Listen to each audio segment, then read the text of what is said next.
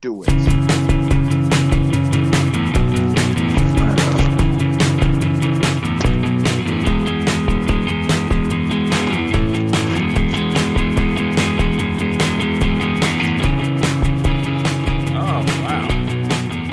Well, good evening, ladies and gentlemen, boys and girls around the world. It is once again time for the WADcast, episode number 27. I am one of your hosts, Josh, joined by the guy that loves to crawl up a chicken's butt. What's up? It is Brandon, people. Crawl up a chicken's butt? Yeah, you love to get really? laid. Wow. Well, yeah, but like by a female, not like by going anal with a chicken. Wow. Okay, so hi guys. Sure, that's how it works. Welcome to the show. This is like already off to a really raunchy start. Thank you, Josh. You're welcome. Damn. I'm just doing what I believe is my duty. Damn, man. Whether or not that is the case, it's to be determined. But I'm going to do it for now. You know. Yeah, you know. Oh, so how have you been, man? Good. Just working, writing, the usual. Work, writing. So, writing work? Well, writing my own stuff, but, having a good time. Just relaxing. Yeah. Okay. But I never really asked lately, is your state still on fire? Fine now, man. Like, I work. Like, I don't live by fires. So my thing is there's an outside. My state. Listen. Okay, my state, if you want to get technical, is very much Florida. That is my state. I love Florida. I miss Florida. You guys are. God. Who was it? I think it was actually Sue, our past guest, posted this thing before earlier tonight about how Florida is a swing state, right? Yeah. And I've been to 57. Florida they could be asking you if you wanted cookies or what the hell else other, and Florida be like, oh, well, we're 50-50. Oh, no, a kick in the nuts. That's what it was. Cookies or a kick in the nuts. And Florida be like, oh, well, we're undecided. We're like, half for cookies, half for the nut kick. Like, But I'm also from Florida, so I'm really like kind of like a quarter cookies, quarter nut kick, and quarter just flat out, fuck you. So. And I'm like, I'll have a bagel. Yep. Yeah, give me food and we're good. Give me food and we are great. But beyond that, yeah, I've got nothing. But it's funny because while we're talking about politics and beliefs, that is actually the fundamentals of the show tonight. Hats off to I'm you, sorry? sir. That was an excellent segue there, brother. No, well, that's what I do. Like. Okay, right. so yeah, tonight it's about, the belief systems of people and how they are reacted to by others, and whether or not it hinders, I guess, careers. Oh yeah. In a nutshell. Yeah, and I made a little post earlier about tonight's entertainment, and there's multiple, and we're not just talking about actors, we're talking about directors too. People in the entertainment industry that are, I don't want to say blacklisted, but they're a cause of controversy. Oh man, Sean Connery there. Controversy when it comes to controversy things in his own day. Oh God. It's okay to slap a woman.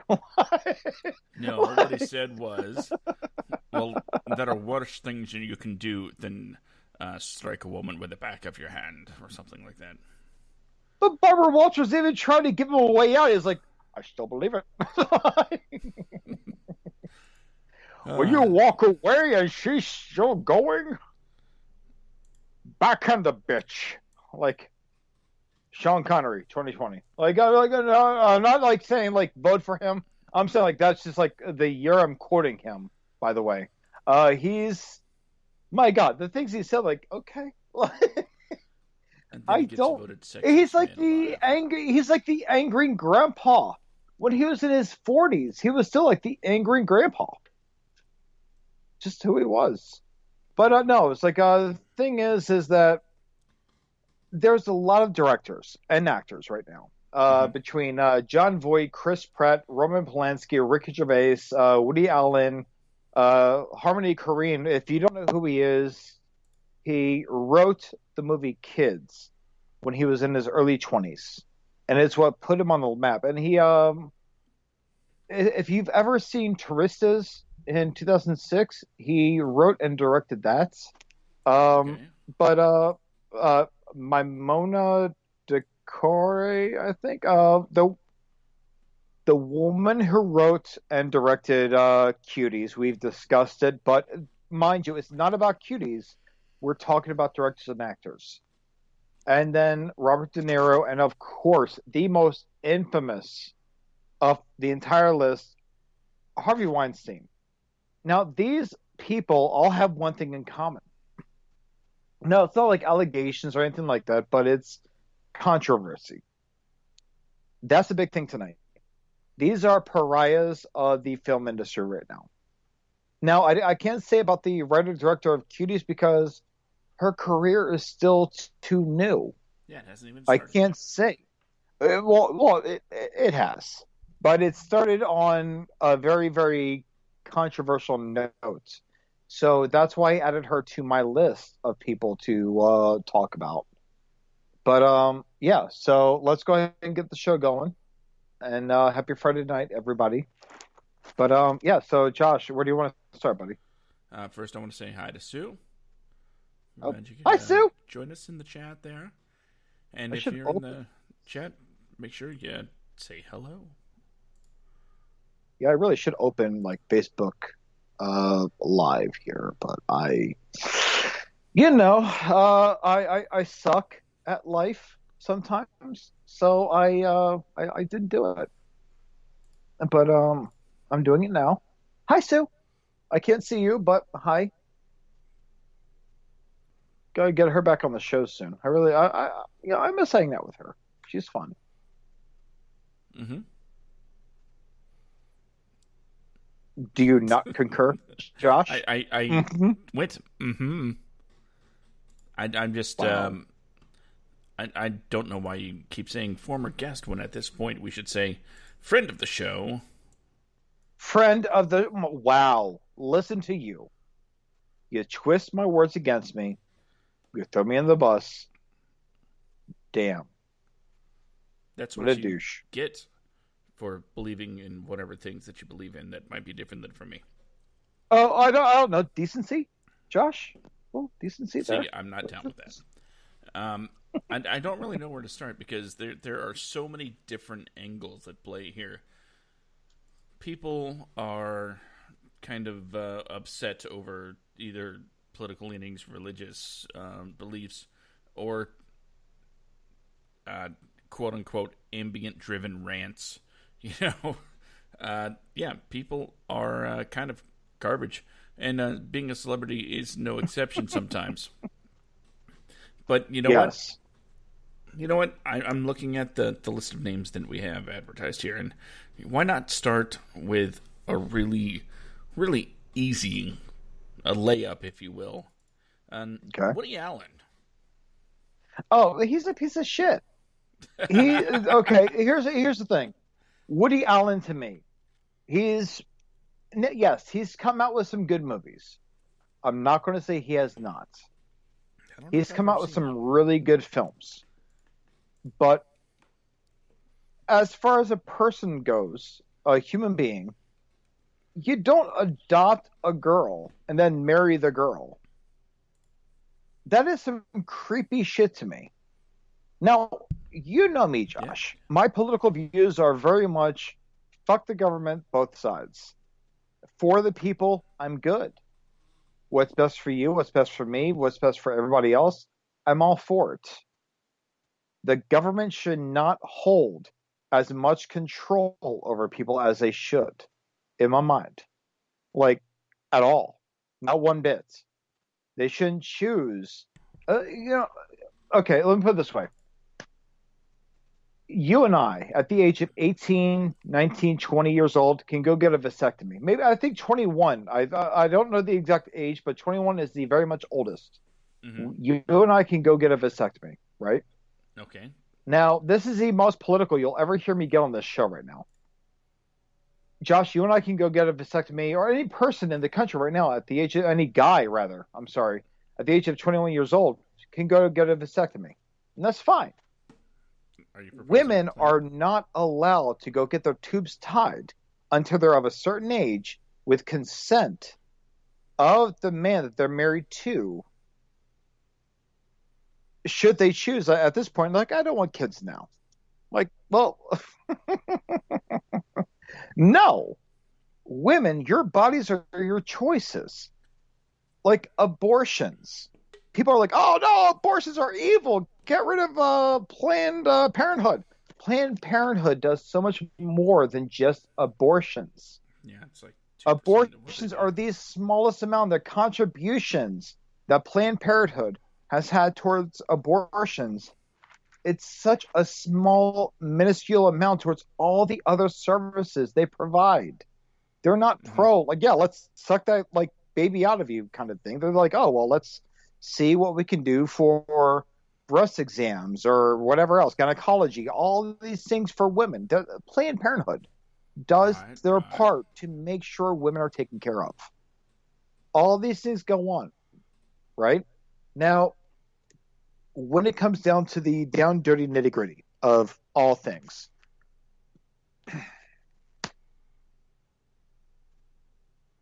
where do we start? Woody Allen? Woody Allen, that's right. Woody Allen. All right.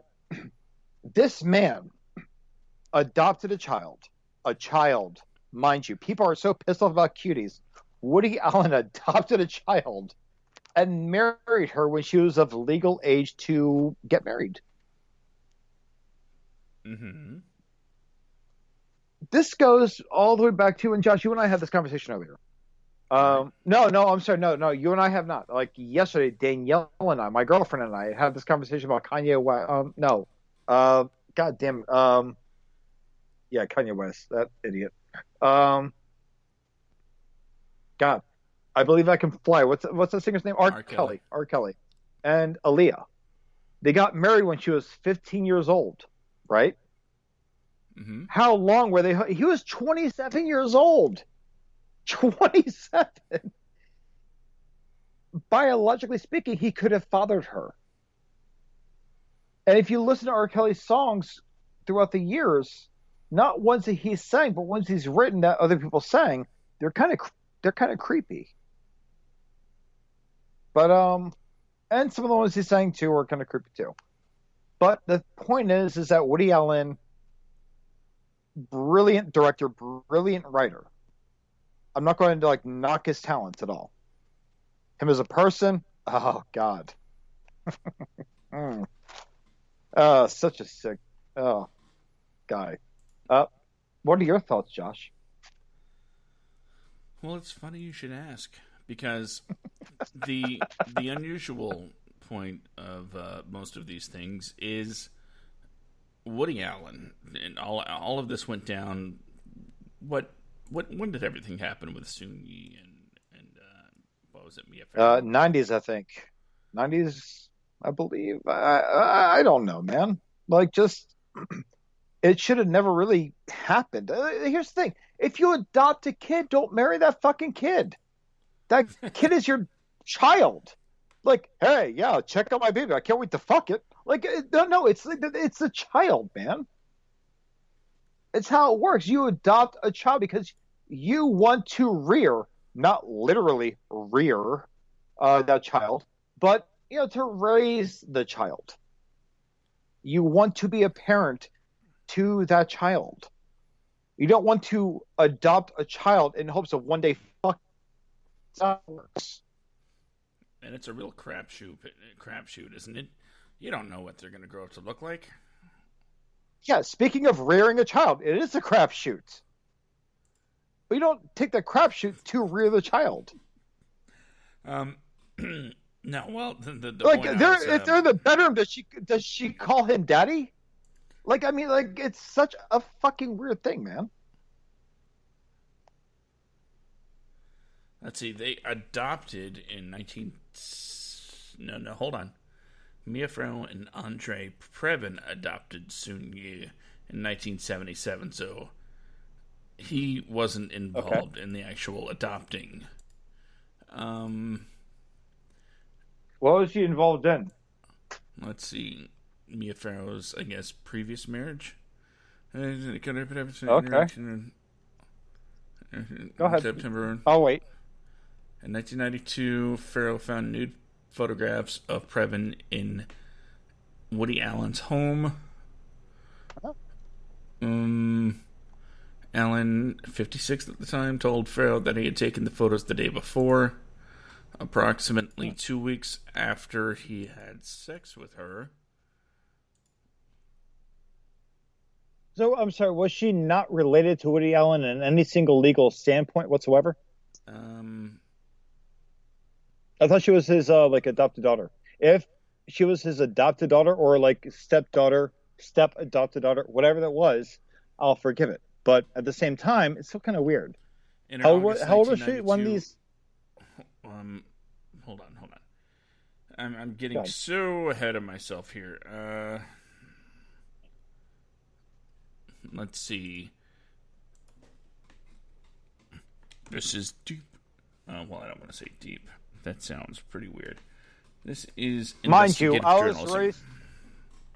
Mind you, I was raised between Florida, New Jersey, and California. So there's 3 different sides of me that are like, fuck this guy. So... Okay, they were married, 1997. Okay, so... She was 27 years old. All right, now my question, though.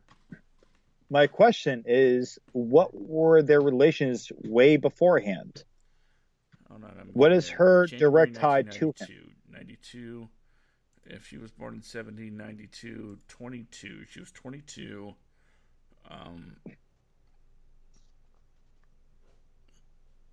In January. Okay. 21, 22. My question, their relationship. Not the age, the relationship. Well, I'm just going by things as I see them. Yeah, guys, this is a very heated topic tonight, so welcome.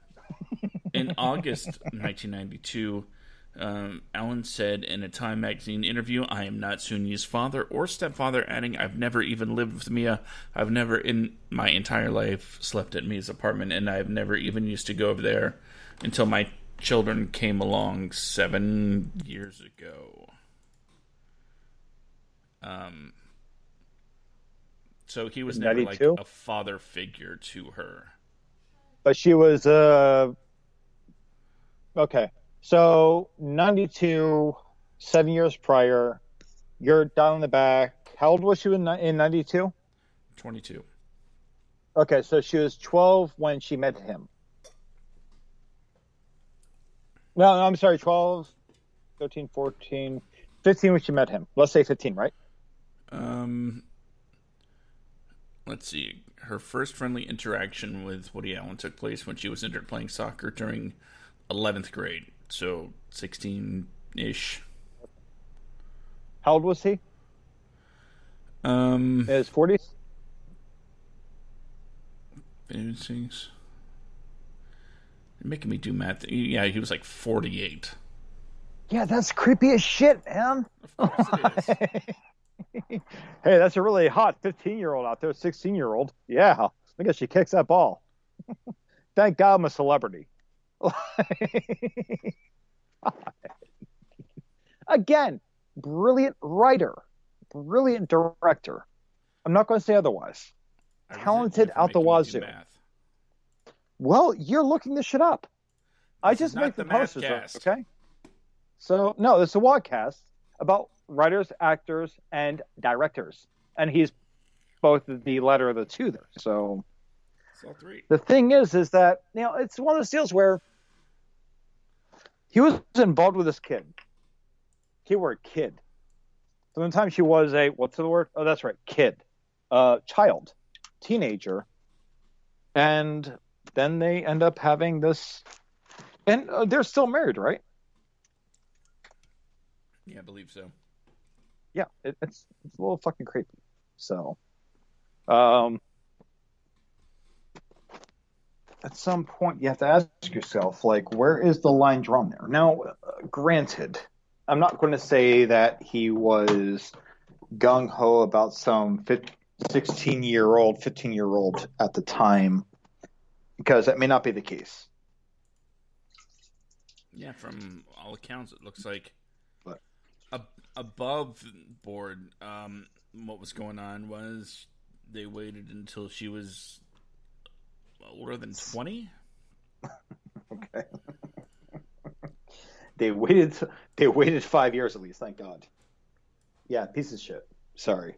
Listen, if you're that famous, if you're that rich, and you can have whatever is thrown at you and everything else, and yeah, love has no age. Okay, great. Fantastic. Thing is there's a danger behind the whole love has no age, to me. Oh, yeah.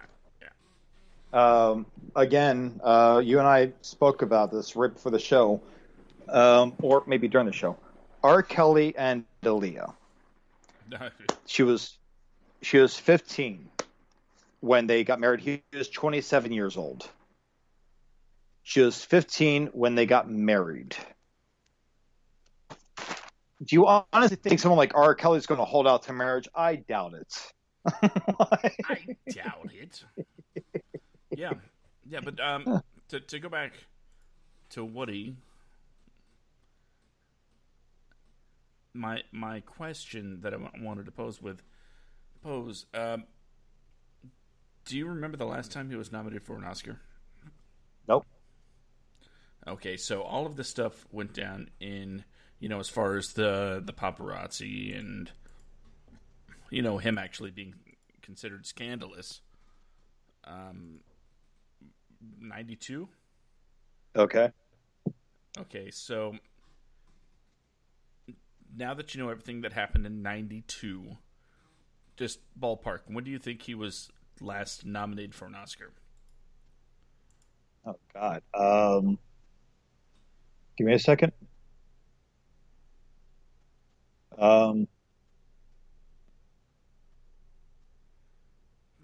Oh, God. What's the last time maybe nominated? 2013, 14, somewhere in there. What's that? 2013 or 14, I think, if I remember right.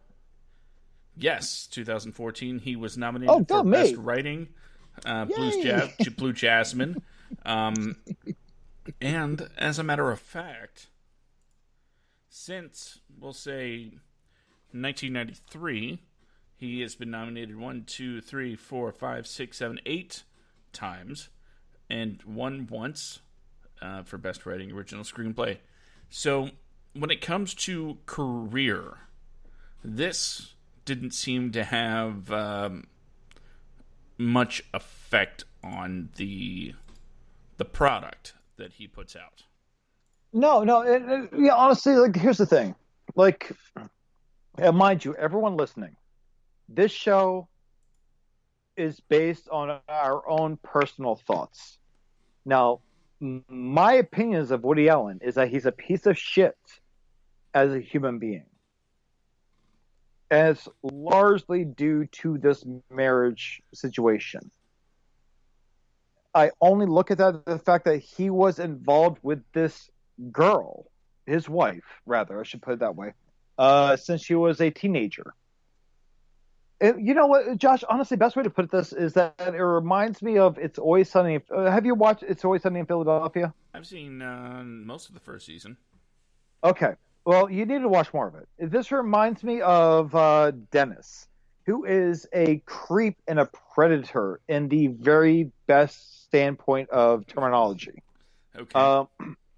There's a season, I think it was one of the latter seasons, where he is excited about a girl turning, I think, 18 years old, graduating high school, to where he bought a bottle of champagne for her 3 years prior when she was 15 years old. And he held on to her to where it could like age properly, to where she graduated high school.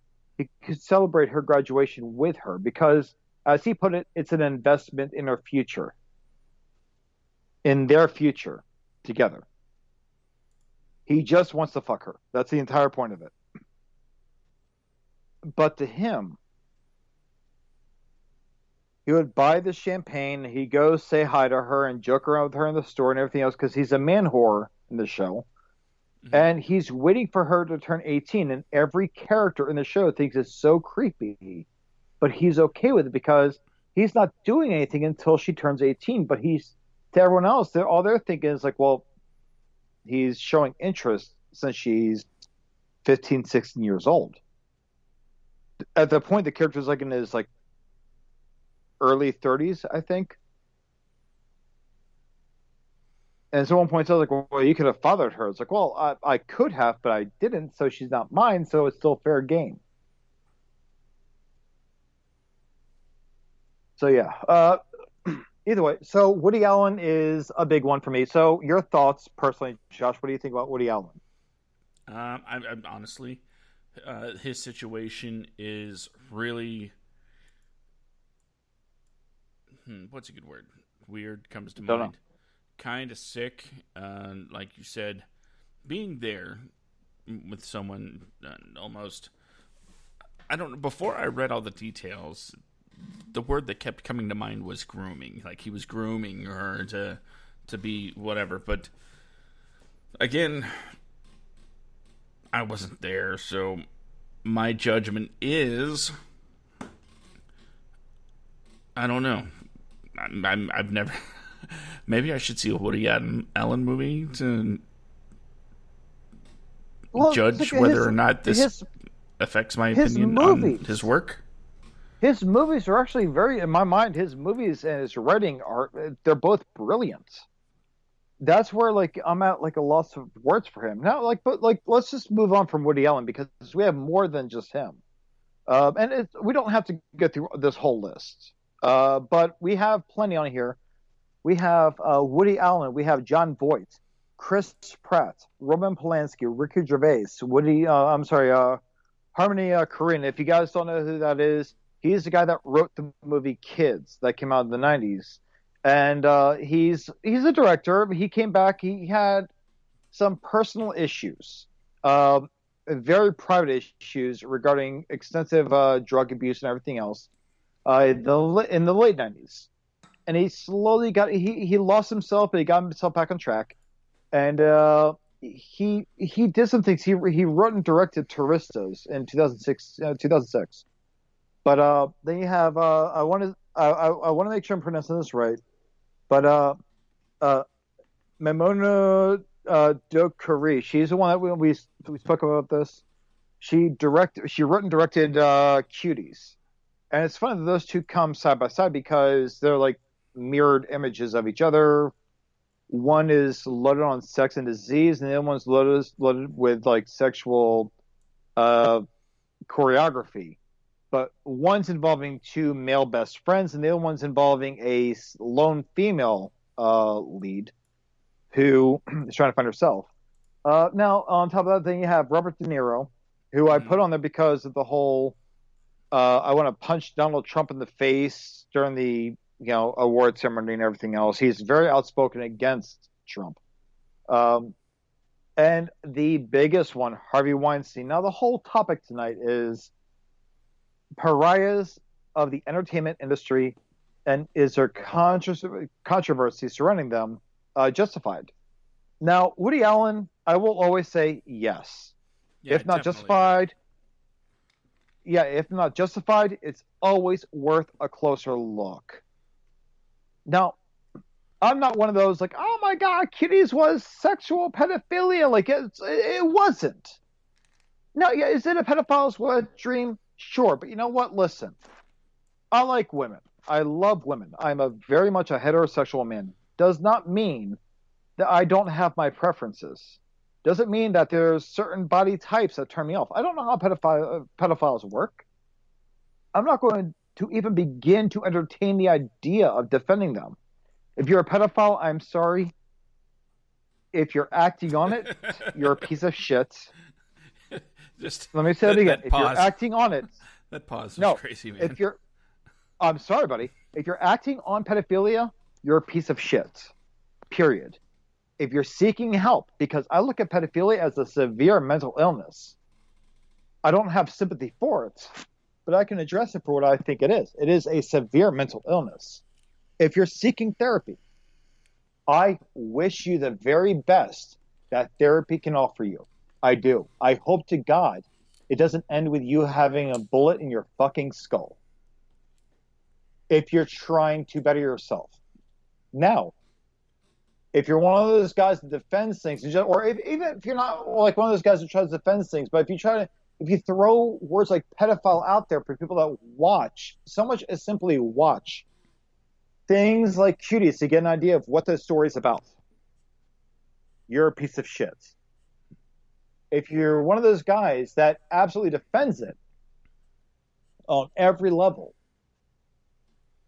and says it's lacking in anything that you think would sexualize a child, I'm sorry. I think it does sexualize, to an extent, children, but it doesn't do it to be sexual.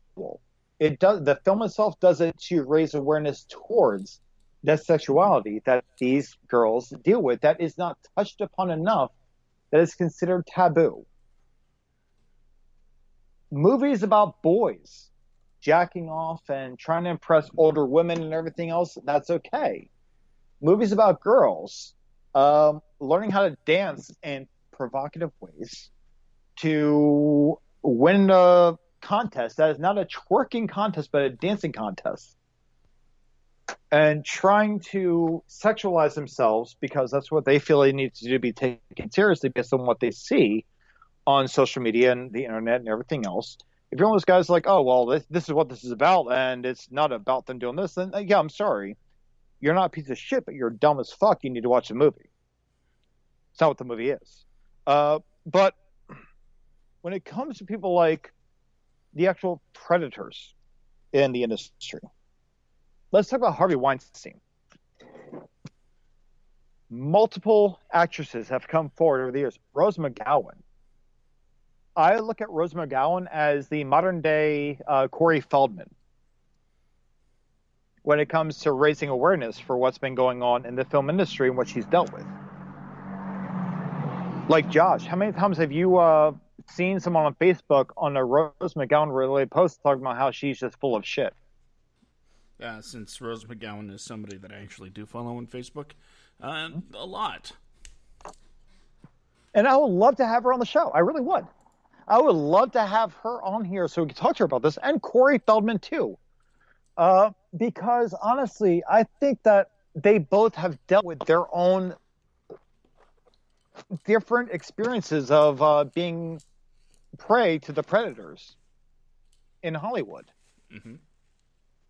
And Rose McGowan has been very outspoken. And then all of a sudden, Harvey Weinstein gets nailed hardcore. And people are like, well, maybe Rose McGowan's not that crazy. Look, if she's crazy, you guys are making her this way. See, that's and then like the thing. Oh, go ahead. Yeah. It seems like Feldman and McGowan, they've kind of been almost really proven right over the last few years. But exactly. The thing is, they are not getting the apologies or the second chances or anything like that to kind of rectify the way they were treated. Not only by the people that have physically done them wrong, but the ones that have kind of denied their stories and denied them work based on these stories. And here's the messed up part, okay? Rose McGowan, if you actually watch her in anything, she's actually a pretty damn good actress. Like, she's actually really good. Corey Feldman is the same way. Like, the more recent stuff, like, yeah, he might be breaking a little bit psychologically at times, but still with Corey Feldman, he has been an actor that we all grew up with. If you were born in the 80s, we grew up with Corey Feldman. Mm-hmm. Stand By Me, okay? Gremlins, Goonies.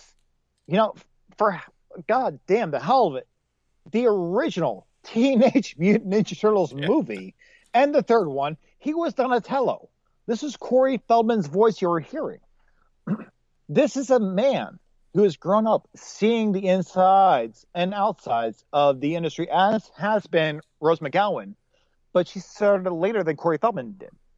The things she dealt with, and she's spoken out about some things, but she's spoken out largely against Harvey Weinstein. Right? And all this was going on at the same time. Harvey Weinstein was like, oh no, he's made these great movies. He's the Weinstein Company. They've been going like, oh, she's trying to get an easy payday. She's not relevant. Like, well, no, she is actually, voices need to be heard. And they spoke out against him. And it wasn't just him. You can see things like, even with, what's her name? Jennifer Lawrence has spoken about things where she was uncomfortable with him. And you can even see, like, in the awards acceptance speech where she was accepting her award. And he was like, oh, well, yeah, you forgot to thank me, but it's okay. Like, whoa. It was this awkward exchange in that, like, video. There's an actual video of it, where she didn't even know how to react to it. And even, like, my idol, Kevin Smith, has disavowed, expressed, I don't want to say disavowed, but expressed his disappointments in his relationship to Harvey Weinstein. Talking about how someone he looked up to and, like, gave him his big start and really invested heavily in him. Because those of you who don't know, Harvey Weinstein, the Weinstein Company, was very integral when it came to Kevin Smith's budding career. They're the ones that distributed Clerks too. I believe even Dogma.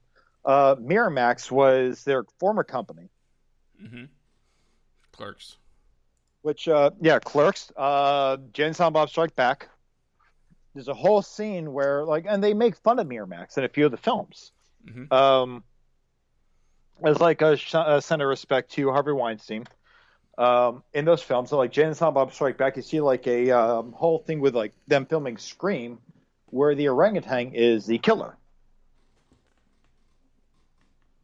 But I gotta say, like, thank the hell God that Wes Craven died before all this stuff happened with Harvey Weinstein, with him really like facing the legalities he's facing, because New Line Cinema was integral in, Nightmare on Elm Street. It was a small company that took a chance that made Nightmare on Elm Street happen.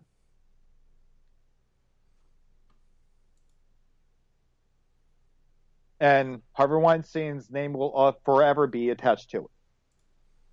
He has been... They can always remove it in future editions. What's that? If they can always remove it in future editions if they felt so inclined. They can't at all. New Line Cinema owns the distribution to those films. You can't change that. They distributed those films. And I meant just specifically names. Credits change all the time. Yeah, but not distribution when it comes to the original product. Right. The original production houses that produced the film and distributed the film will always be tied to that film. Yes. I wasn't talking about the companies as much as individual names in the credits. Okay. I misunderstood then. But, that's a really weird scenario, because normally things like this wouldn't really come to light, this much of a public light. But Weinstein got caught up in the Me Too movement and... Caught up or just like drowned by it? Well, I guess that would be more apt. But you get caught up and you get caught up in like a current. You get drowned by a riptide. Yeah, he got shredded, and deservedly so. If all reports are absolutely, how do I put this? Yeah, he deserved Accurate? to go down. Yeah, even if half the stuff is accurate, he deserved to go down. He is the modern Bill Cosby to me. The thing is Bill Cosby, and you know what? Here's the deal: if we have Bill Cosby fans listening to this, it's fine. I don't give a shit. There was actually someone that I had an altercation with about the whole God, Facebook is such a lovely tool. I swear. Mm-hmm. People show who they are on Facebook all the time.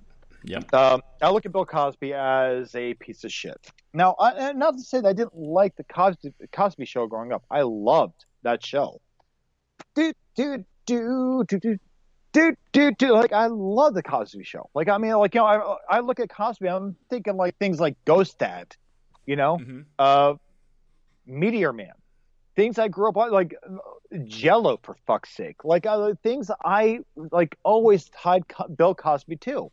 Bill Cosby was a stand-up comedian who, in his performances, was mostly sitting down in a recliner and talking to people. He was a brilliant comedian. But the thing is that there's this woman that I made a comment. I'm sorry, I was reading comments rather, and she was saying that at his age, he's in his 80s, that they should have compassionate pardon for him. And just let him do his time at home. No. And my response was that there was a 74-year-old man, I think last year, who had been proven after 40 years of murdering his wife in front of his daughter. The judge figured, he's in his 70s. He's not a threat anymore, so he's not going to kill anybody, so I'm going to let him go. He killed 3 people. 3 people. And he got locked up and went right back to prison. And she's like, well, do you really think he's going to rape anybody? Blah, blah, blah. And on top of that, he didn't rape them until, keywords, until they were drugged. Well, that's forgivable. Well, he deserves compassion. He's this old. He's going blind. He's got medical conditions. Well, how do you think his victims feel who has spent years seeking justice? Who never got it till decades later.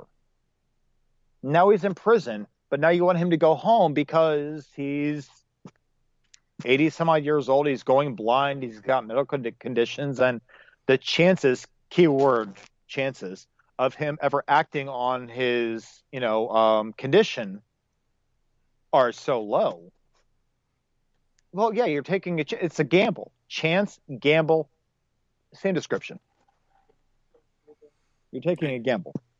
So with Cosby especially, it is without a doubt stupid for anybody to think he should be released, if only for the fact that he has spent more time getting away with it than he has been serving time for it. And here's the thing: he may very well get out within his own lifetime. I think he's serving 10 years, I believe, 10 years in prison for multiple violations. He's not exactly. I don't know how to put it. He's not exactly completely. He's not dying. Let's put it that way. He's not dying. Okay, he was sentenced 3 to 10 years in state prison in 2018. So he may get out this next year. USA Today says it's expected that he would fully serve 10 years. Either way, he's eligible, I guess, starting next year. Yep. Which is, gross to say the absolute least. Whether or not he can rape somebody else is completely irrelevant at this point, because whether or not he will do it again, the fact is he did it already. Yeah, and that's the thing. Like, I don't even want to say justice because it took so long for justice to be sought for him. There is zero reason to do what he did. And this person be like, oh, well, they were drugged before he raped them. Like, okay, you're trying to defend him, but I don't even know what kind of defense that is. There's none. Here's the thing. He drugged them, ... before he raped them. Well, I'm a rape survivor too. Like, I doubt you are. Like, well, if they were high, it doesn't count. Some people actually believe that. Yeah, if you can't say no, it's not rape, right? That's how it works. Right. If you can't say no, it's automated consent. Exactly. That is Bill Cosby, 101. Sorry. That's just people believe, or of course, it's not rape. Look at what they were wearing. They were asking for it. And that's the other thing. Like, I mean, honestly, like, oh, well, if they weren't wearing that, he would not have been tempted. Or like, if maybe not him, but someone else. If they weren't wearing it, it may not have happened. Like, well, whose fucking business is it what a woman is wearing? Here's the deal.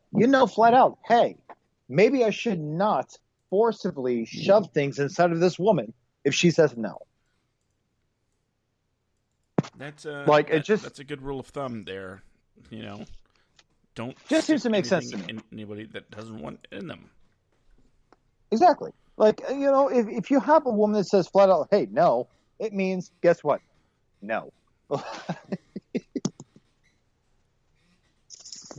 shit. Okay, excellent segue there. Because I want to talk about somebody else that has had. What? Hey, can you hear me right now? Yeah. I can hear you. Just lost Brandon for some reason. Okay. Well, I guess I should. I don't want to talk about this next thing by myself, so I'm going to hold off until maybe he comes back on the call. If you're in the chat, once again, say hello, so I don't feel so alone. Brandon's gone. Let's talk about Roseanne. Roseanne, we're talking about pariahs, people that have. There he is. Okay, I'm sorry about that, everybody. My laptop just died on me. It was not plugged in. That was my mistake. Sorry about that. God. But I'm here now. I'm using my cell phone while I get the laptop back up and moving here. Can you hear me okay? Yeah, I could hear you the whole time. Okay. Well, my laptop died, so give me a second. I'll get back on it. But okay, so you're going to say like this is going to segue into something else. So what was it going to segue into? Well, originally I was going to go into Roman Polanski since it kind of fits the theme here. Well, let me go ahead and try to connect back onto the laptop here. All right, you do that, and I'm going to veer into a different area. Okay, there we go. Okay, I'm back. Jesus Christ. No, shut your mouth. I'm back. I'm sorry. My mistake. No, it's not you. The volume properties, anytime I answer a phone call, shoot up to 100, and I'm wearing these pretty nice headphones, and it gets so loud in my ears. It hurts so bad. Oh, dear Lord. And it's this setting that just winds up going up and up and up by itself. So I'm having to constantly monitor it because the damn thing won't stay down. It's like, you know what? Nope, not even going to make that joke. But, I was going to veer off into Roseanne. Never thought I'd say those words. Oh, God, yes. She's had quite the ride when it comes to her career as a whole, right? From early on with the national anthem thing, which was who the hell knows what that was, But in more recent events, Intolerable is what it was. yeah. In more recent events, she was called out for tweeting some not so pleasant things, more specifically a racist tweet about a former advisor to Barack Obama, if I'm not mistaken. No, she swears was not racist. But here's the thing. If you're going to post shit, make sure that you're not calling someone, or I'm sorry, comparing someone who is black to being a monkey. Yeah, that's a no-go. For white people, for any ethnicity really at all, that's usually not a good comparison. Don't do it. Mm-mm. It's bad. So yeah.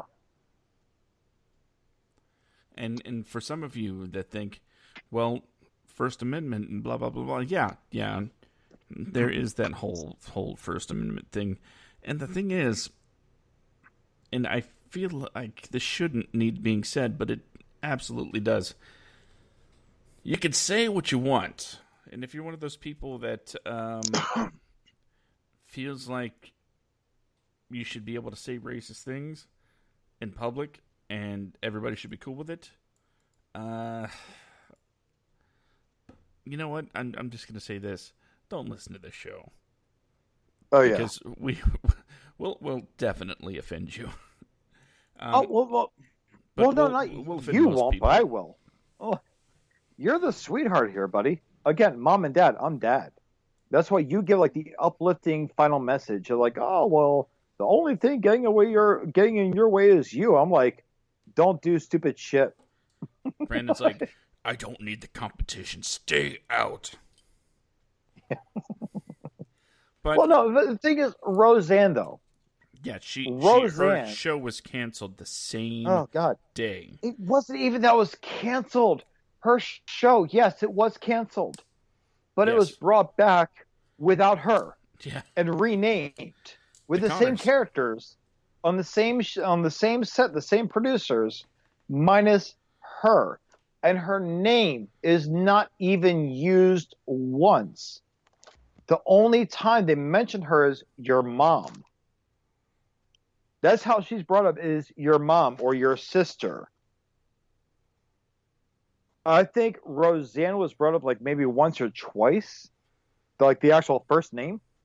But beyond that, it's your mom or your sister. And they ruled her exit from the show as the character's addiction to pills. Mm-hmm. Which Roseanne said that she took a pill, and whatever it was, I forget what it was, but it caused her to go into like blackout mode and autopilot, where she made these. That's what it was. But they ruled her death as an addiction to these pills that they didn't know that she had. Did you watch the Roseanne reboot? I have not. There's a reboot?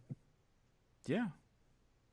Is it the Connors or is it an actual reboot of Roseanne? Roseanne was rebooted like 3 years ago. And no, I've not watched it. It put them in, the modern day. Roseanne, during the first and only season that it was on, had a kind of a struggle with pills. And throughout the season, you learn she's, going to different doctors, getting them from wherever she can, kind of deal. But it seemed like necessary for her. It wasn't like a desperate junkie type deal. I haven't seen it in a while, so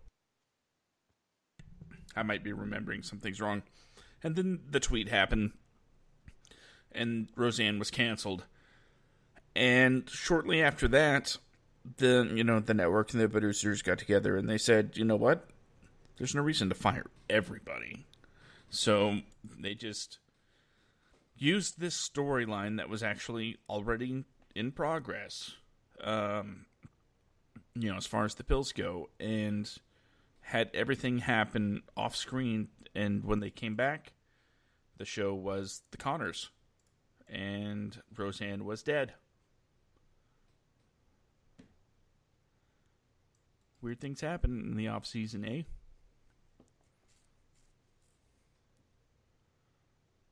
You there? Yeah. So yeah, as just a point of my own personal commentary, I actually enjoy the Conners more than I did the Roseanne reboot, because I just don't think that character really works in this era. Yeah, and her and Dan were in fact, I believe it was the pilot episode where we found out that her and Jackie hadn't been talking for a long time because Rosie was a Trump supporter and Jackie, of course, got behind Hillary. And they had a falling out. So one of the clever things that I did like was the fact that they did kind of go at each other in the way people go at each other online. Yeah. Roseanne's like, you snowflake, and, Jackie's like, you fascist, and, it was like a trolling match on TV. And, it was pretty cool to see that, yeah, this is kind of a representation of what families are today, which I think was what the original Roseanne was really about. Blue-collar people, regular everyday folks, and their issues. It got kind of outlandish as the show went on, just like the Conners is getting... It's like everything's cranked up, and that's what TV should be. Here's the thing that cuts me with the Roseanne, okay? Now, anyone that knows anything about Roseanne, the TV show, knows that Roseanne Barr had a large part to do with the writing. Like, she was such a vital part of that show. From pre-production to post-production, she had so much involved and at stake with that show, right?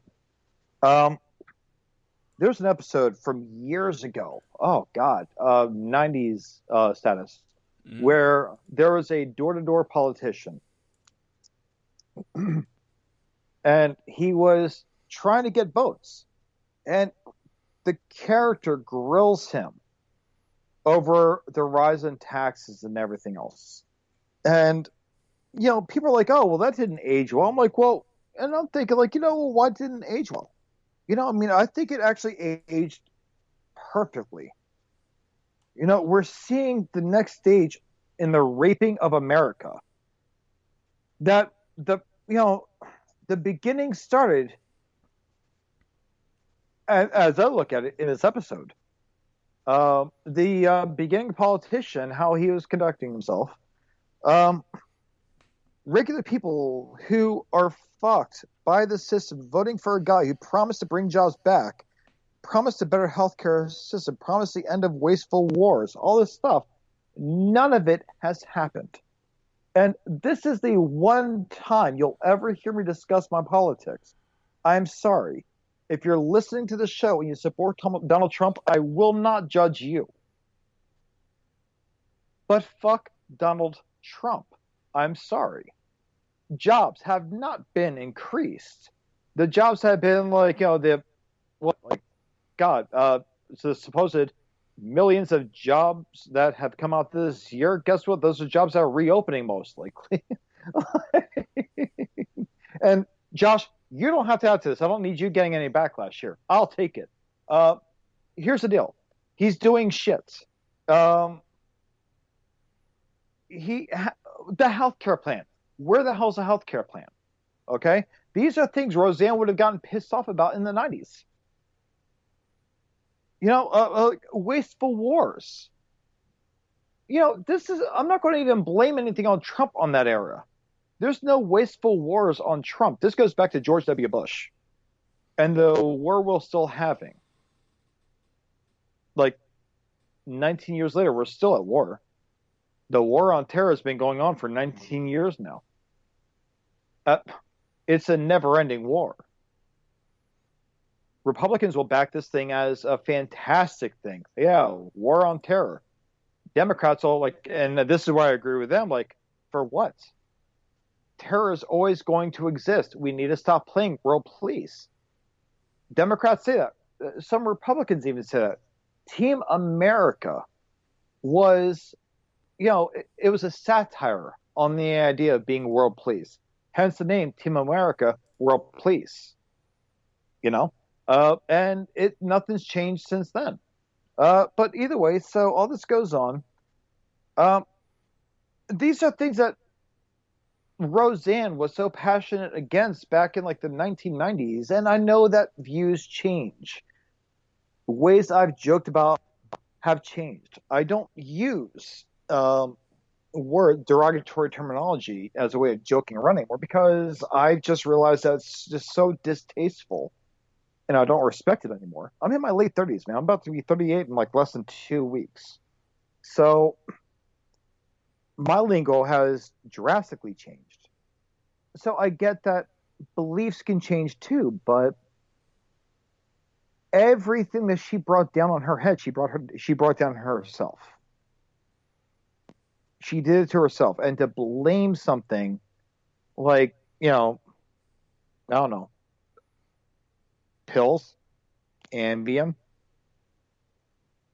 that just goes to show how broken our medical system is. Apparently she doesn't need them. She shouldn't be using them.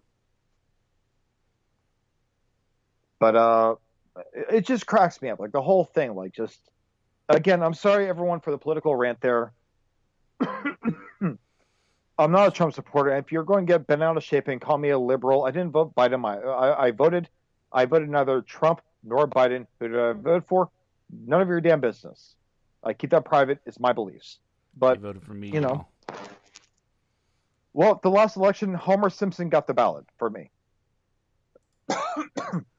The man's mentally retarded, but he kept a power plant from blowing up for 30 plus years, so he got my vote. I trusted him more than I trusted either Hillary or Trump.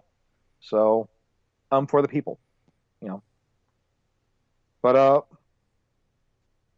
the thing is moving on though, because we've been on Roseanne for a minute now, and there's other people to cover. There's other let's talk about the biggest one here, Chris Pratt. What are your thoughts about Chris Pratt? He's Star-Lord, man. He's Andy Dwyer. Is there more to him than that?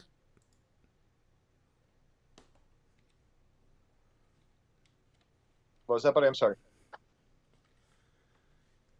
I said he's Star-Lord and Andy Dwyer. What? Oh, and he's also the guy from Jurassic Park. What else do I need to know about him? Are you saying there's some sort of controversy about him? Oh God, no! He's gotten so much crap lately. The thing is, and here's the thing. Here's what cracks me up with the whole aspect of someone like Chris Pratt. First off, people that have worked with him on any level have talked about how he's such a down-to-earth, all-around, nice sweetheart of a human being, very compassionate about everything, right? Just an all-around great guy. Now, this goes on, and recently how best way to put this, as psychotic as people have been about voting the last, let's say, a couple of months, right? Like 3 or 4 months. Like people are getting more and more choose a side. It's either us or them, good versus bad, G.I. Joe, Cobra, Sith, Jedi, whatever. I don't care. Chris Pratt put out a tweet about how voting has never been more important than it is this year. And has urged people to vote for Onward, his family film, for the People's Choice Awards. Can I read it? Yeah, please go ahead. Okay, I pulled this up. The quote from the IG goes like this. I'm hip. With all that's going on in the world, it is more important than ever that you vote. Just ask any celebrity. They will tell you every day, several times a day, to vote. But me, I will tell you exactly who to vote for. #onward. The heroes before us did not spill their blood only to have their sacrifices wasted by your apathy. The upcoming 2020 People's Choice Awards is the most consequential vote in the history of mankind, times a million infinity. Vote for Onward for Family Movie of the Year, or else you will die. No hyperbole. Click the link in my bio. Let your voice be heard. And that's it. If you cannot hear, see, some people write things in ways in which they do not speak. Okay? I'm not one of those people. Everything I say to you, Josh, even through text messaging, or if I'm messaging with you on Facebook, I do it in ways in which I actually communicate with people, which is why you got so pissed off with me over Back to the Future, because the way I wrote it is how I would actually speak. I was just messing with you, and you got upset with me, rightfully so. I was, messing with your favorite franchise. I was just messing with you, though. Chris Pratt is one of those people that, as you read that, I could just picture his voice, like his character, how he carries himself. Like, there's nothing I would take as ill will about that or inappropriate. It's like, it's a much needed levity to what's going on right now. And people are like, oh, no, he's a horrible person. He's this. Oh, he's also a conservative. Oh, he's got conservative views. His church believes in anti-LGBTQ marriages. Like, guys, don't pay attention to his church. Guess what? I am technically a Catholic. Do I buy their views? Have you listened to the show? Fuck no, I don't. Do I believe in God? Yes, I do. I am a Christian. I do believe in God. I don't force my beliefs on other people. Some of those beliefs I don't even myself get behind. You can't judge another person, but Chris Pratt is facing a massive level of controversy right now, more than he's ever faced in his career, because of a damn tweet or an Instagram post, whatever it was. He's facing so much bullshit right now because of him being him and promoting his film for an award. Like, come on, man. The only thing I can understand is saying you will die during this pandemic era might be a bit, in poor taste, but I work healthcare. Doesn't warrant.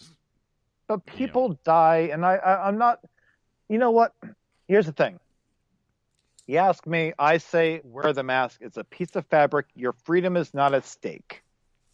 Okay? No one is trying to take your lives away. But if you wear the mask, you're going to get implanted with the chips that, activate with the 5G, and the lizard people will come up and rape your daughters. Yeah, and make you gay and everything else. Yeah, I get it. I know. I've heard it all. But the thing is still, your liberties are not at stake right now. Yes, things are shut down. I'm sorry. People in Florida, you think your lives are so fucking hard. Guess what? You guys are fully open. You can do whatever the hell you want. You can go inside a restaurant and sit down and order a goddamn meal. If I want to go out to eat, I have to wear a mask and sit my ass on a sidewalk and hope to God I don't have a homeless guy come up and ask me for either change, smoke, or steal my alcohol if I get a drink when I step away to go to the bathroom, because all three have happened. Or stare at you in the eyes taking a dump on the sidewalk. Haven't had that happen yet. But the thing is still, your rights are not being stripped away. To compare yourselves to slavery. Oh, now I know how the slaves felt like back in the 1800s. Well, guess what? Slaves have been around since before the 1800s. You're not slaves. You're wearing a fucking piece of fabric over your mouth. I swear to God, if slaves themselves, if their only concern was wearing a goddamn mask, I'm sure their lives would be so much easier. I'm sure the Civil War would not be what it was. I'm sure that multiple things would not even exist right now. Is just, oh, well, I'm not wearing a mask. Well, then you can't participate. Pyramids would not exist, okay?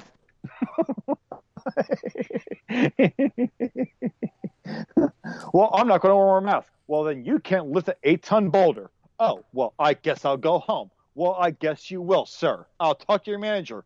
King Tut's over there.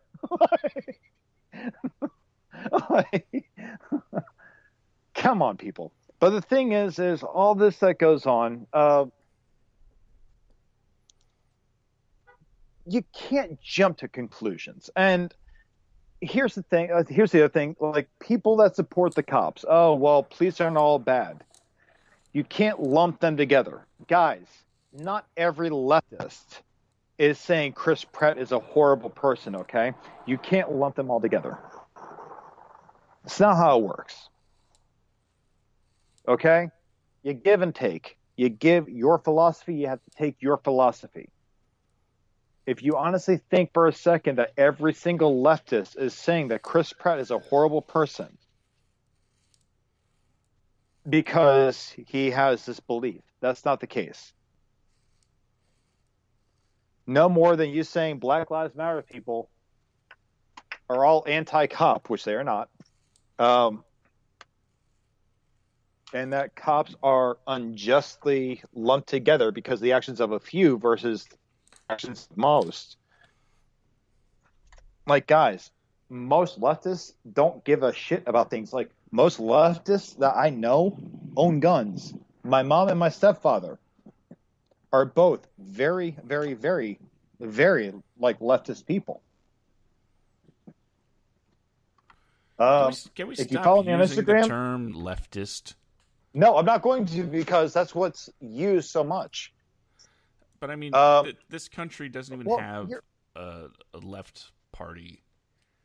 You know, here's the thing. You have Republicans, Democrats, both of which I can communicate with and both of which I can have a conversation with. Okay? It's once you get into, like, the conservative realm, the far right realm, I cannot have a conversation because then you're picking on the Fuhrer, okay? And then the far left, I can't communicate because, God forbid, I mispronounce your pronouns. But here's the thing. There is no far left in this country. It doesn't exist. There is. No. Well, see, this is where you and I will disagree because I live in California. I've experienced it firsthand. I've experienced things out here that I've only ever seen on videos that I thought at the time were misconstrued. I actually went out with some people, and once I even slightly announced myself as, at the time, a registered Republican. At the time. I'm not now. I'm independent. But when I announced myself as a registered Republican, I was referred to as a bootlicker, as a Nazi, as all kinds of things, like as a racist. Like, instantly, because I was a registered Republican, I must love Trump. Like, well, no, I don't. Well, you're a Republican. It's like, you know, there are Republicans that don't like Trump. Well, no, like, there is a such thing as the far left and the radical left. I will say, I'm sorry, the radical left.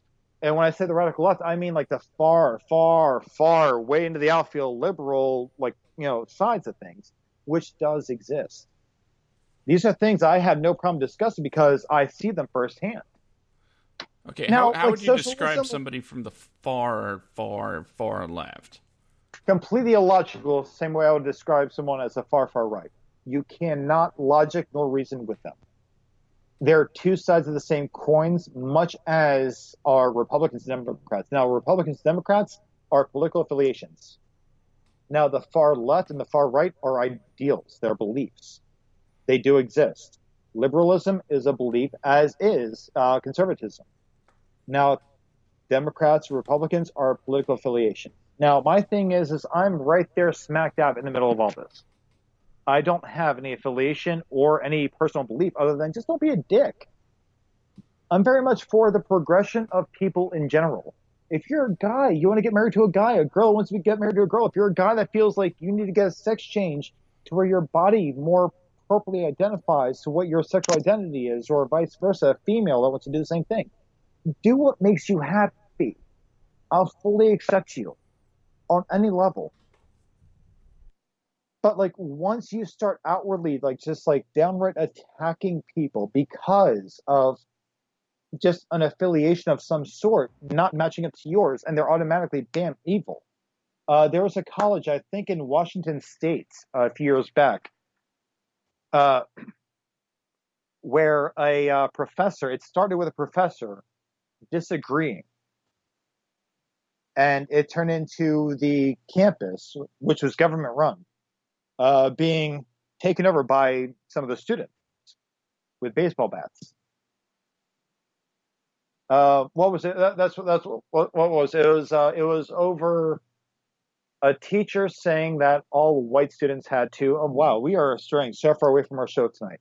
A college professor is saying that all white students had to go home, and only black students could be there. Um,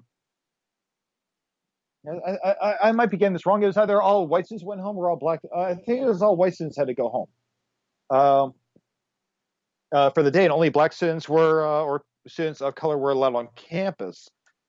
It turned into this whole thing, which is fine. I get that. Oh God! Before I speak further on this, before I like misquote it, I'm going to do some more research. But either way, the college was taken over by a group of students who were talking about how uh, the classification was a dangerous thing, which I will agree with that. Classifications of people based on the skin color and nationalities is a dangerous thing. I will always agree on that one. You'll never hear me disagree. But the way they went about it, they took over the school in baseball with baseball bats and everything else, and they were threatening people. They pretty much held the school hostage, basically, best way to put it. They held the dean of the school hostage. And then they were pissed off because they were pretty much taken out. Like they weren't killed, but they were taken into custody. And the whole time they were screaming about their rights. Like, well, you kidnapped somebody, man, you held them hostage. So there is a such thing as the far left, as there is with the far right. They are two different things. Mark, okay, the guy that I've worked with, he believes in socialism. He was raised in Denmark. You know, his wife is Canadian by birth. Her daughter lives in Canada. They're from countries where socialism does work. All you ever hear about is Venezuela, which had like the fall had nothing to do with socialism so much as it had to do with our disrupting of their country as well as political corruption. Socialism had a small percentage to do with their downfall, if any at all. It was all due to us throwing in all kinds of shit and screwing them up. But my point being, Josh, is that yes, there is a such thing as the far left and far right. Like there's a girl, like when I first came out here, we all went out one night and we were at a bar. I was told about a bar from this girl we were with, this guy we were with, whatever she wants to be called. And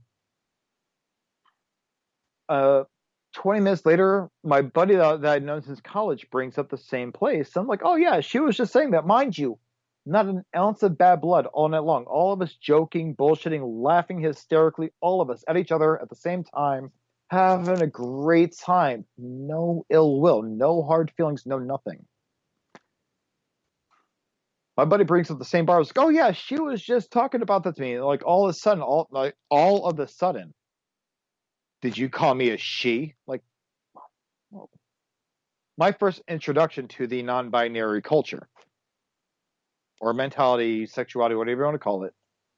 And it's like, well, yeah. I'm sorry. Are you a guy?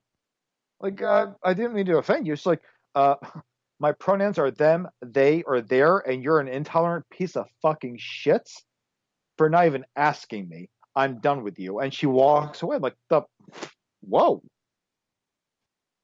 the hell just happened?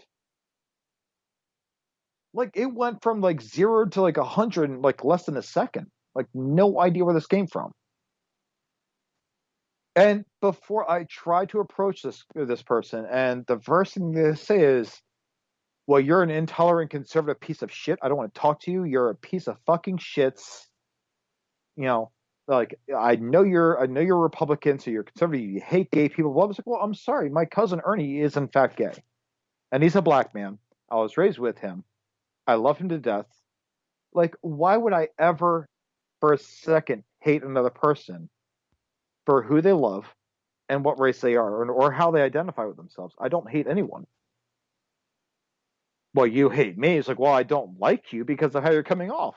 Oh, you're intolerant. I'm like, no, you're coming off like a fucking cunt.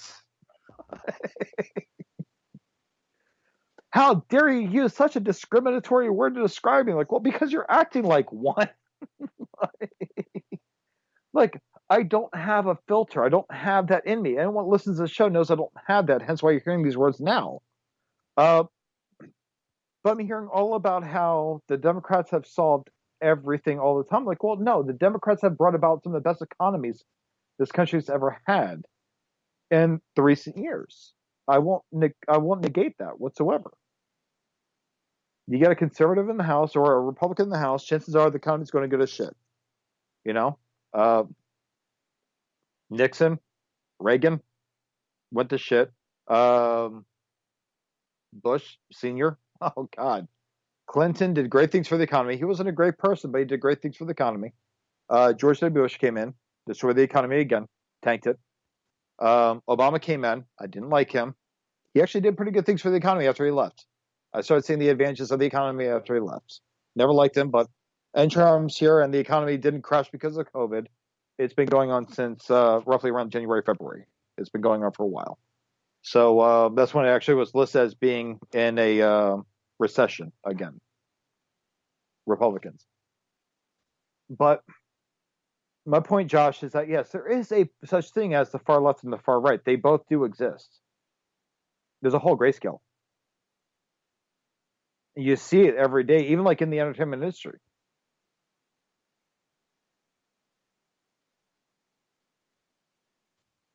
But now I'll shut up. I'll let you go. No, I got nothing. Does what I said make any sense, or is I got nothing meaning I'm disappointed in you kind of deal? A little bit of everything. Well, good. It's just it's hard, Josh. It's hard, like from all these things to be the I guess the center point, if that makes sense, of all of it. Like Danielle and I love Danielle very much. She and I have very conflicting things as far as political beliefs go. With her, it's an absolute. With me, it's not. So, and when it comes down to things like the show, excuse me, with our list, Ricky Gervais, man, I brought that up earlier tonight. Ricky Gervais is much like George Carlin. The people should be in charge. Celebrities are great. Celebrities are awesome people. But as Ricky Gervais said in one of his speeches, mind you paraphrasing, is you have no idea what's going on in the real world. Come up here, take your award, give your little speech, thank who you're going to thank, and fuck off. I like that. I love that man. I adore him even more because of the fact that he said that.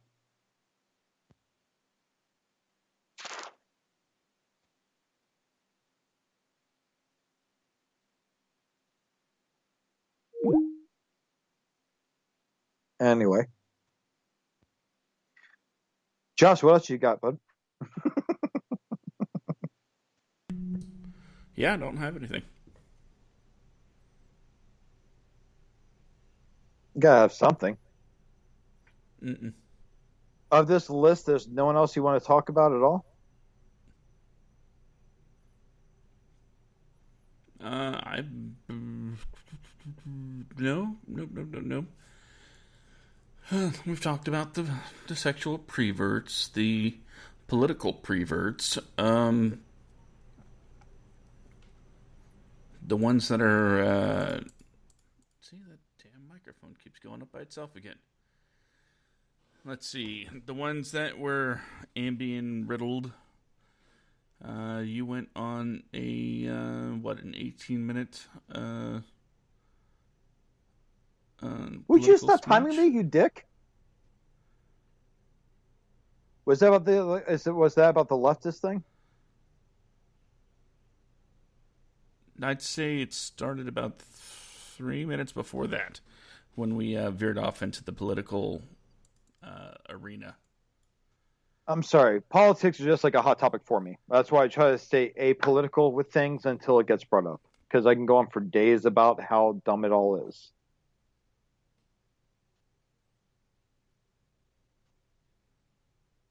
Either way. Yeah, I got about to hit 90 minutes for the episode. Dude, we had done like 120 minutes before. And then some. That's usually with a guest. I do have one question. What? We've talked about a lot of people, and quite frankly, the inspiration for this episode was brought about by a Facebook post from friend of the show, Sue. And in that, she talked about, someone we didn't get around to, but someone asked, or she was asking, I don't remember how it went, but the question was, would you work with Mel Gibson? So I wanted to expand on that, and now with everybody we've talked about and everybody that we talked about off the air, it's quite the list of names of the who's I don't want to say the who's who, like the who's not of the entertainment world these days. Are there any names on these lists that, in your opinion, just at the mention of their name, you would bow out gracefully from working with? Are you asking me personally? Yeah. On the list of names from the show tonight. Mm-hmm. Roman Polanski.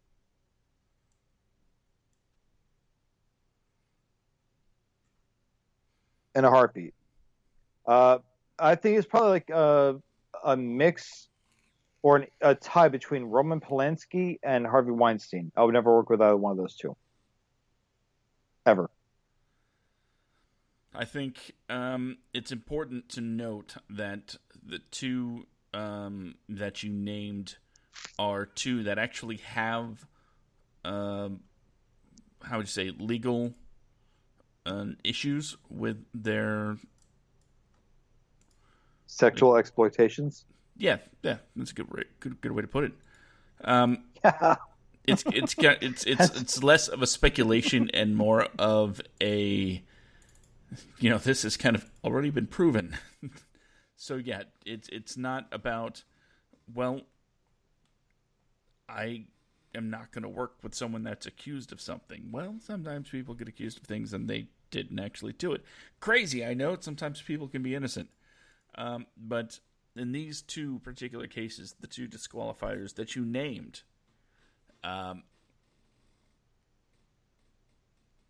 they are pretty much proven to be what people said they are. Especially Roman, who is currently fleeing the U.S. authorities.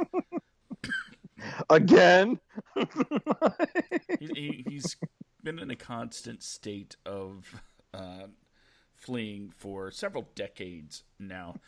Didn't even come to win to accept his Oscar, which, by the way, that again, with a big difference between Weinstein and Polanski, even though they're both, accused and proven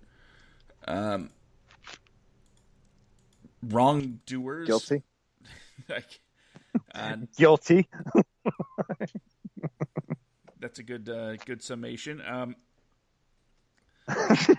The weird difference is because Weinstein was pulled under and absolutely destroyed by the Me Too movement, and justifiably so.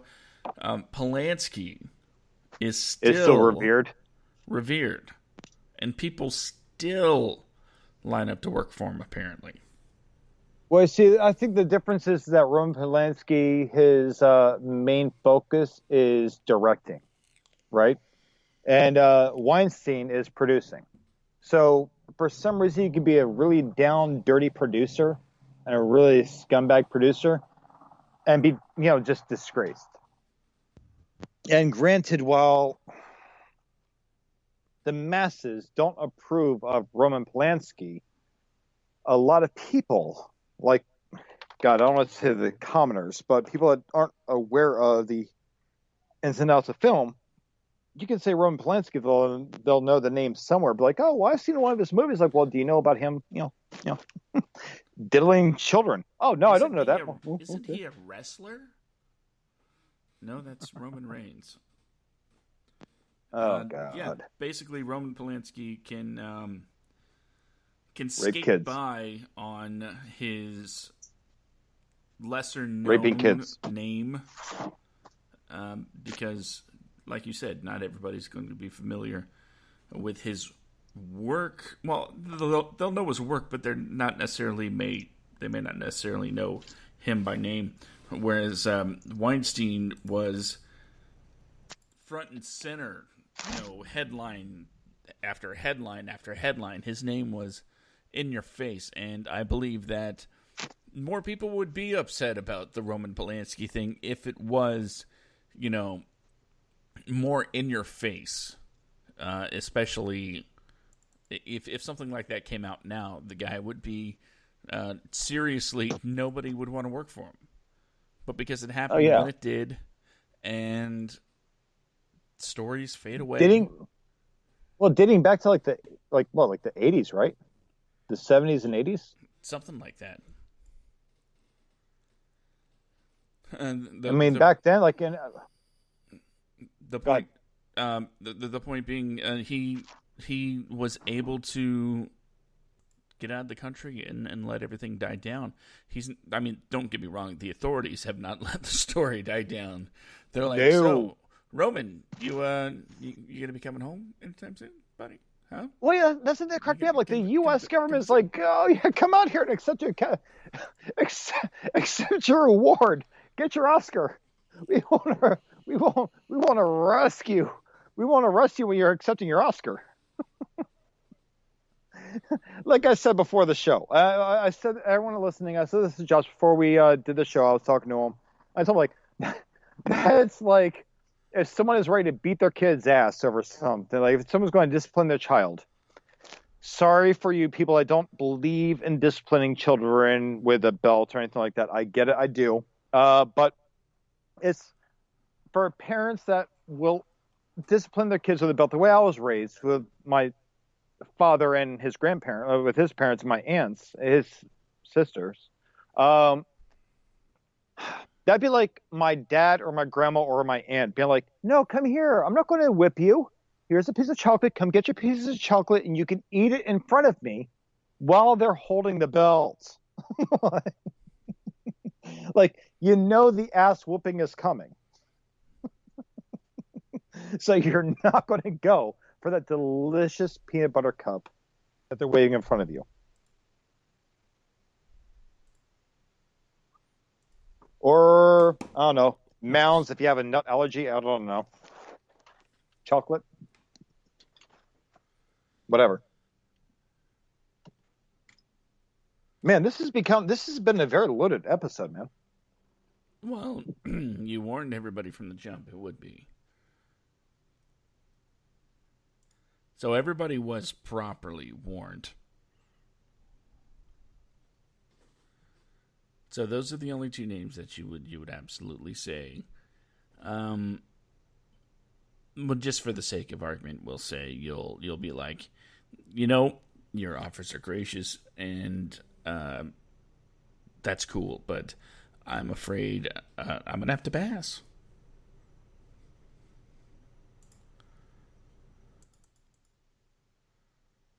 That's fair. That's absolutely fair.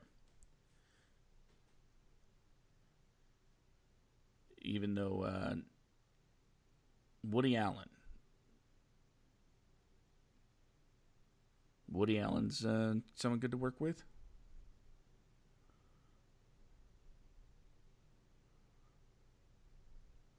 Huh, weird.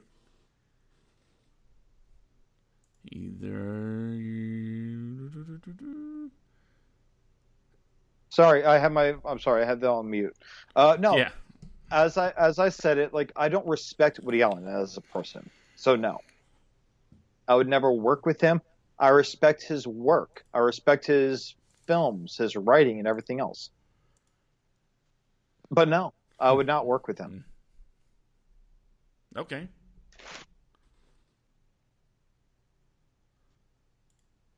No sooner than I would work with Roman Polanski or Harvey Weinstein. I look at Woody Allen as a predator.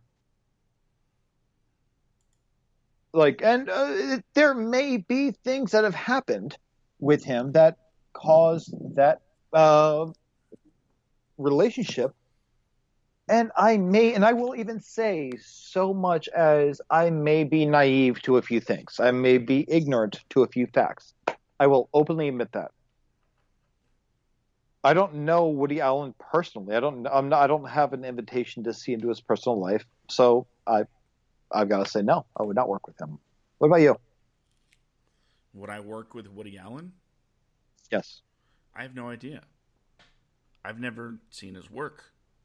So what? I have nothing to base it on. How have you not seen his work at least? He seems like the kind of person that makes movies that you have to watch with someone. And no, he's made some great movies. He's made some fantastic movies. My God, you've never seen Midnight in Paris? No.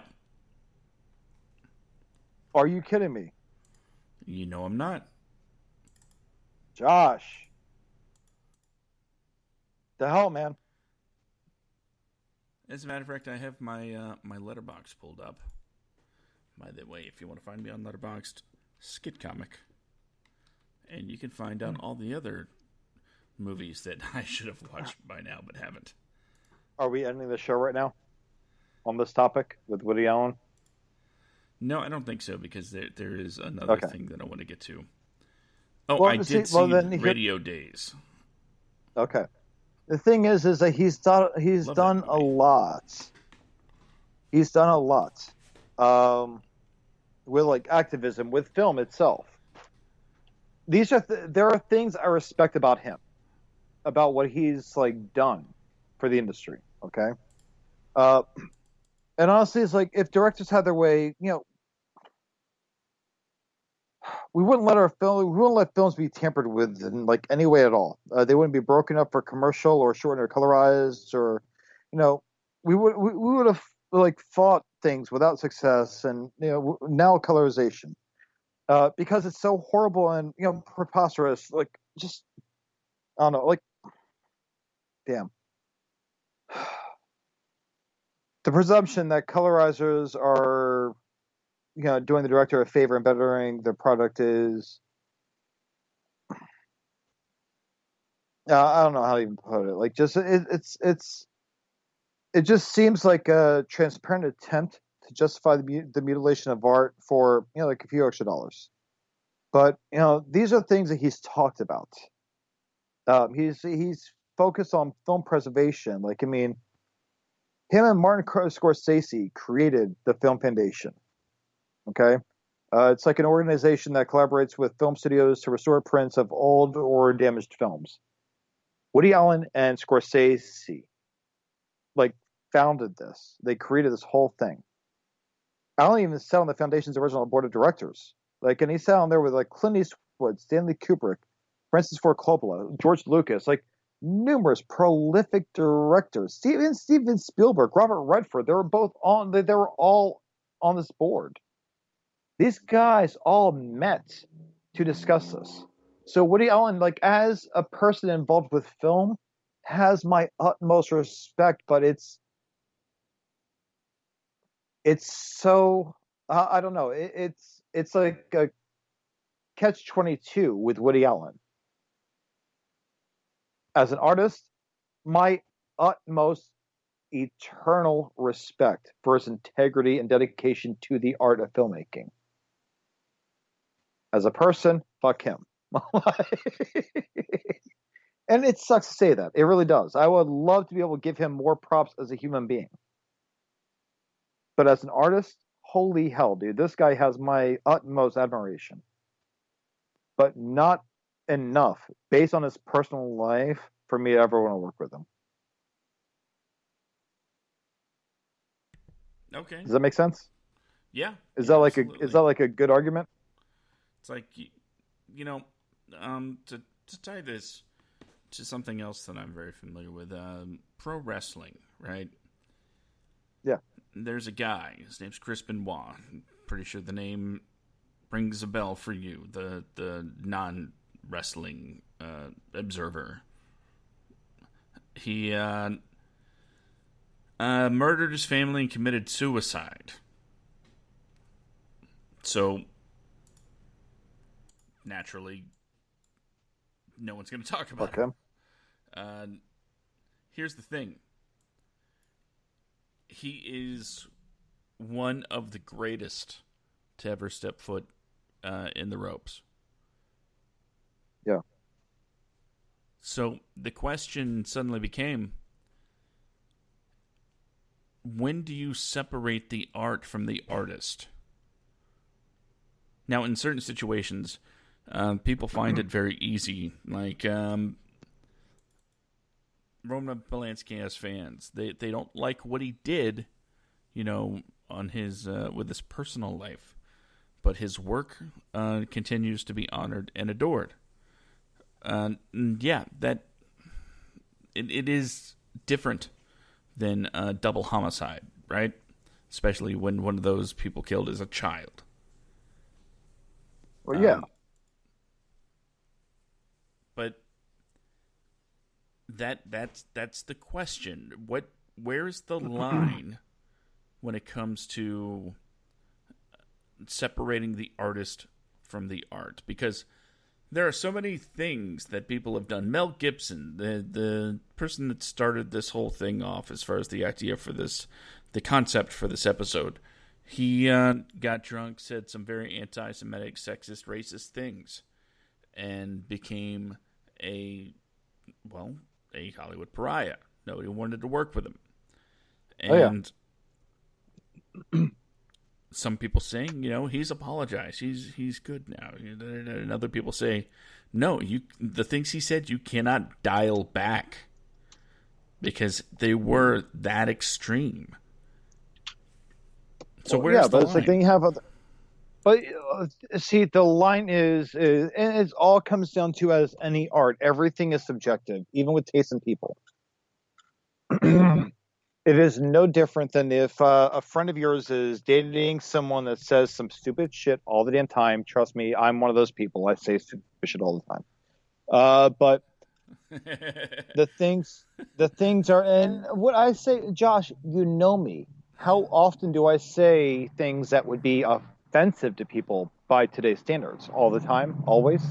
Should I count how many times you've done it on this episode alone? Oh, I'm sure that this episode is not going to go lightly with a lot of people if they actually listen to it. That's gross. But the thing is that when you get into like the anti-Semitic rants, Mel Gibson says some fucked up shit. Oh yeah, really messed up shit. Uh-huh. And then I think people even said, like, with Danny Glover coming to his defense, because Mel Gibson has even used the N-word before a few times. Yeah, I hope he get And raped by a pack of wild. yeah, and Danny Glover came to his defense, and people are saying, well, because you have a black friend. I'm like, whoa, like, who's being more racist right now? like, like Danny Glover knows him he would know him personally. They've been in 4 films together now. They've been friends for decades. But at the same time, you have to take that character, the person themselves, the artist, as you put it, separate the artist from the art. But that's still a loaded thing, because if you separate the artist from the art, sometimes you have a shitty artist.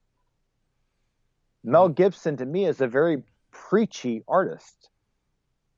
He's a very pretentious artist. Have you seen, like, Apocalypto? I think it was. No. Apocalypto, Temptation of Christ, all these things. Passion. There are a few of the things he's come out with, things he's produced, things that he's directed and starred in are very, very preachy, or if not preachy, pretentious things. I don't remember if he directed it, but I'm pretty sure produced it. The Beaver, the guy with depression that clings to an actual beaver. I believe Jodie Foster directed that. Okay, I think he produced it. I might be wrong, but it's one of those deals where it's just like, I mean, even though, like, well, yeah, it touched on depression and everything else, and it just takes a weird spin when the beaver takes over his personality, and the only way to save himself from this puppet is to chop off his hand that he would put into the beaver to have it speak, as opposed to chopping off both hands, because now he has another hand that he can slit up the beaver's asshole and make that beaver speak some more. But by chopping off one hand, he's cured of this mental illness, I guess. Sorry, that reminds me of every episode of Full House where Joey has the woodchuck. Fuck Joey. Did you say what? I hated that. I cannot stand Danny. What's his name? Dave Coulier? Dave Coulier, that's his name. The only thing I respect about him is that he played Peter Venkman in the real Ghostbusters. Beyond that, I can't stand him. No patience for him at all. Hooked up with Alanis Morissette. Can't hate on that. Means nothing to me. He's the reason why the song "You Ought to Know" came out, so I respect him for her career. There you go. Because he was an asshole to her too. So cut it out. You ought to know. One of my favorite karaoke songs to jam out to. Oh.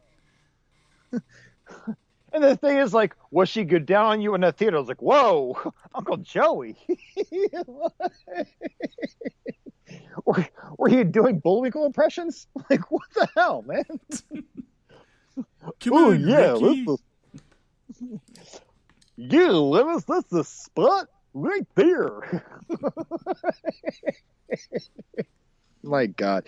And I'm done for the night. So...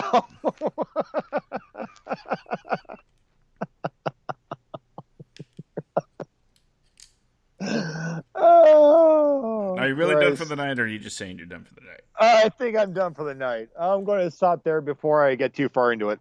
Okay, I got you. Listen, kiddies, know your limitations, okay? So, besides, I got to be at work at 5 o'clock in the morning, and it's already 9 o'clock my time. I got to go get a shower, take care of the dog, get him his thing. So I've got to get out of here for the night. So, okay, before we go, we're gonna do something new, something that I didn't tell you about. Surprise! Oh, yeah, this is extra. Thank you. What's up? Thank God this waited until I was ready to get off the show. Go ahead. Hold on. Before we get into that, I'm going to say Thank everybody for joining us on the WADcast episode number 27. Things got really weird tonight. As far as what it usually goes. I'm sorry. I got political. Josh, you actually did your usual, actually keeping the even ground and staying neutral and being good about your ideals. But I just let my shit rip. So, what's the new segment? Hold on. Plug the Instagram real quick and whatever stuff that you need to plug. What? Plug social media. Go. Oh, okay. Oh, plug. Okay. I thought you said love Instagram. Okay. I'm sorry. Yeah, so you can find me on Facebook, facebook.com/the WADcast. You'll find our page there, the black picture with the white banner that says the WADcast in it. Same with Instagram, instagram.com/the WADcast. Follow us. Show us some ideas, things you want us to talk about in future shows. We'd be more than happy to listen to them and find out. If you guys have short scripts, go ahead and submit them to our Facebook page. Send us a message, or you can also email them to for our cold reads. Or you can also email them to us at thewadcastofficial@gmail.com. You can check out our website, thewadcast.com. And that's where you can find us, or you can follow me personally on Instagram, instagram.com/bjacksman82. So, Josh, what is this new segment now? I got to get my stuff in now. So you can follow me at skidcomic at Semicore Studios, all of this on Twitter, or at WADcastPod on Twitter. Go to Semicore Studios on Facebook, give it a like. And that way you'll be able to follow everything that's going on in the world of Semicore Studios and the WADcast. Right now, though, we are going to sign off on the audio version of the podcast. So the quick inspirational message is, you are the only one that gets in your way. So make sure that you kick aside all of your obstacles and hurdle over everything that's going to stop you from doing what you want to do as far as your art is concerned. Let me make that very clear. As far as your art is concerned, don't be a Polanski, don't be a Gibson. Sometimes you do have to rein yourself in on certain things. But when it comes to your art, make it. All right. Thanks, everybody. But for everybody else that's listening live or watching live on Facebook, well, you're about to get a little treat.